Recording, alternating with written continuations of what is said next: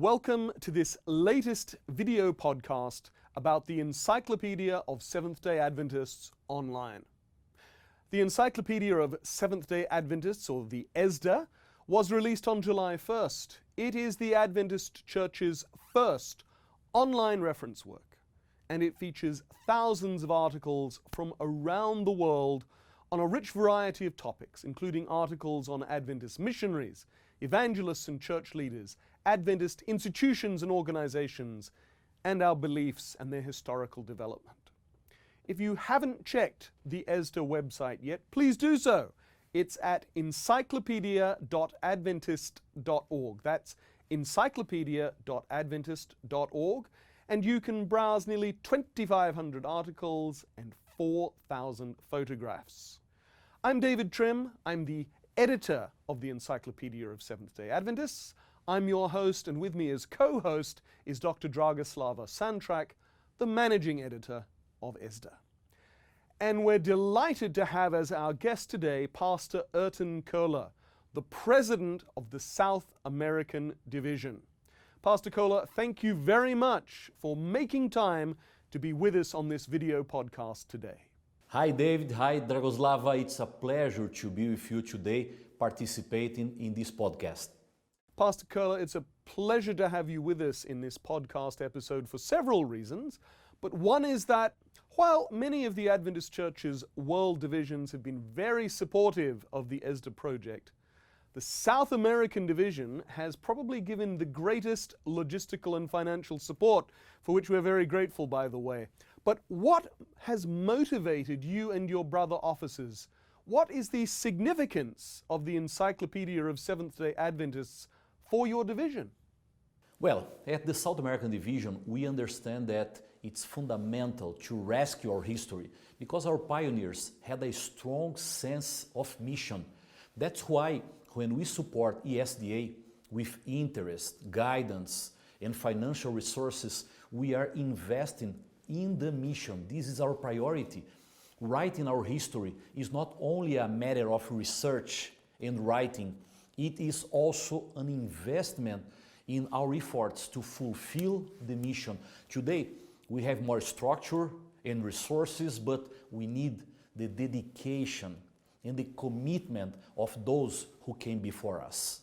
Pastor Kohler, the ESDA Online was launched recently. How was it received in the South American Division? Could you tell us, please? Oh, very well. At the South American Division, there was a lot of expectation on the part of those involved in this project. Also, church leadership and members were very interested.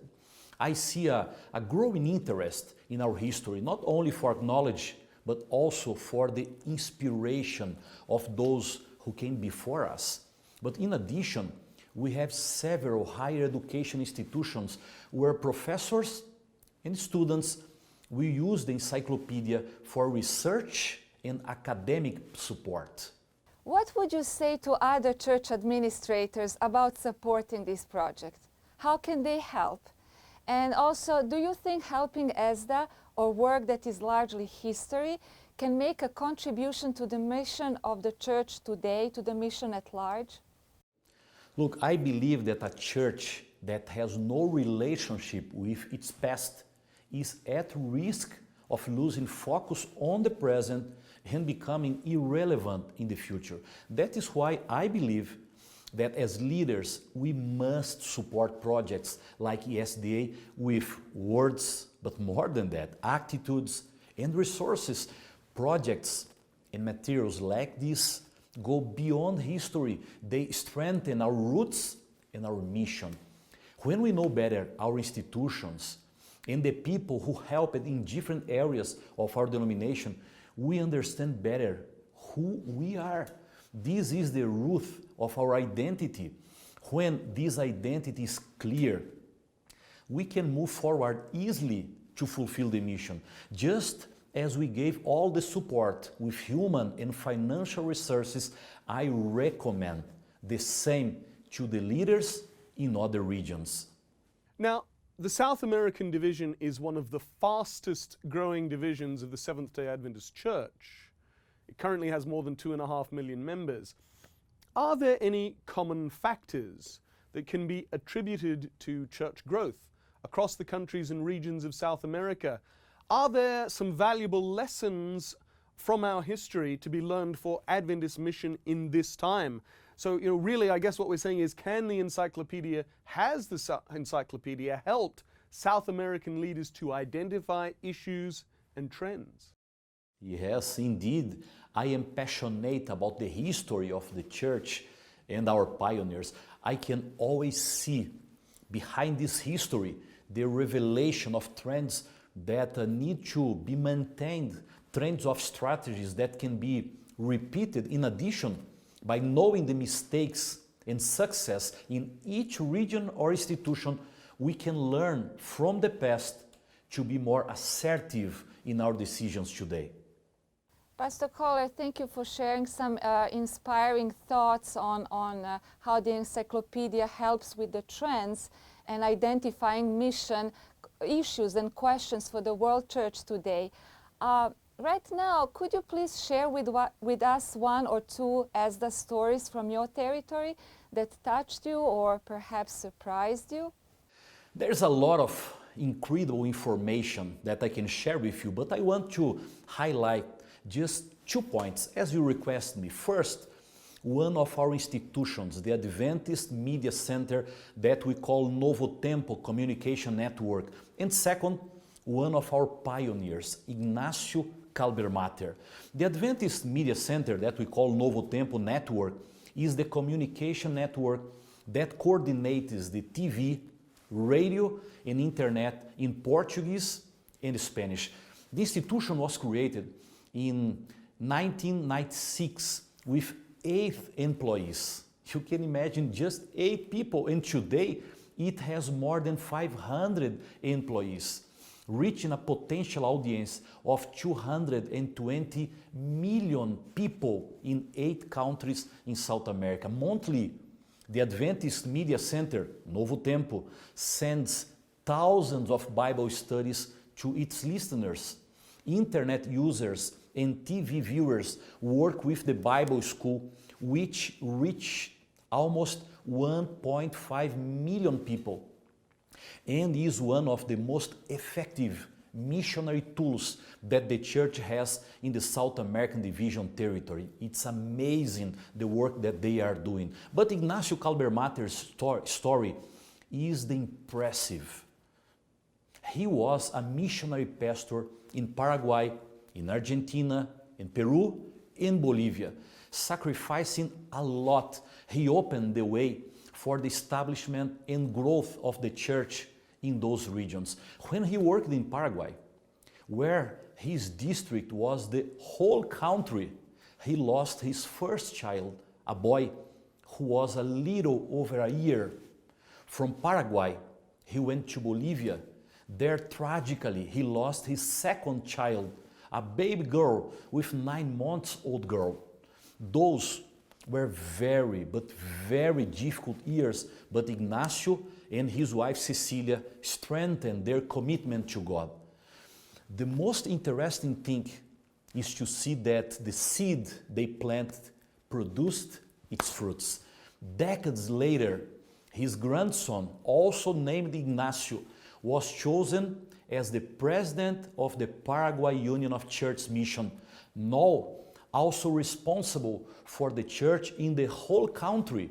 He is following the steps of his family. A few years later, Iran, Ignacio's great-grandson, was nominated as president of the Bolivia Union Mission, who went back to the country to continue the work started by those pioneers. Ignacio Kalbermatter's children were buried in these countries, but his descendants returned to continue the work of preaching the gospel. It is touching to see the commitment of these pioneers and their families, an inspiration for all of us today. Pastor Kohler, we understand that you are passionate about Adventist history. Now, sometimes there is an assumption that an encyclopedia must be boring, or that its articles must only be for scholars or perhaps church leaders. What about the ESDA? Do you think it's worth reading by ordinary church members who aren't administrators or academics? Look, our history is an inspiration for everybody. I can touch the hearts of ordinary people, expand the vision of leaders, and offer precious tools for research. But when we motivate our brothers and sisters to know our past better, we give them the chance to see how God made His work grow. He used ordinary people to do extraordinary things.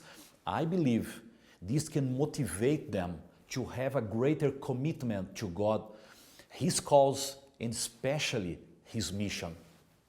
And what about your people? Would you recommend it to them? Do you think they will find something interesting in the stories and information in the encyclopedia? Look, our young people enjoy adventures and are driven by challenges. We need to help them see our history as a rich source of challenges, adventures, and victories. They can see in every chapter of our past how God opened the doors and performed miracles. This can give them a more solid faith, which is something difficult in the days that we are living. Many of our young people are accustomed to look only to the future. Reading the encyclopedia will also make them look back in search of their roots. This will give them a stronger identity. I believe deeply on that. As we draw to an end of this interview, Pastor Kohler, are there any last thoughts you would like to share with our viewers and listeners and with readers of the Encyclopedia Online? Look, friends, first my gratitude for the opportunity to have this conversation with you, for being able to support a project that is so relevant as ESDA.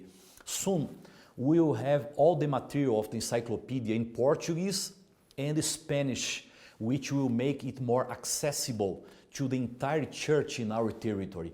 But second, I leave my desire for parents, pastors, youth leaders, and educators to encourage their children, church members, youth, teenagers, pathfinders, adventurers, and students to explore the full potential of ESDA so they can make the experience of our past a blessing for the present, for the future, and for the eternity. Pastor Kohler, thank you very much for being our guest and indeed for your tremendous support of the Encyclopedia of Seventh-day Adventists. We pray that the encyclopedia brings tremendous blessings for the church in your division and beyond. This was Erton Kohler, the president of the South American Division.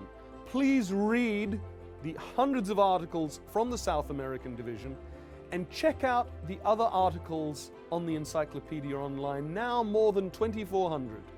They are at encyclopedia.adventist.org. Thanks for being with us. God bless.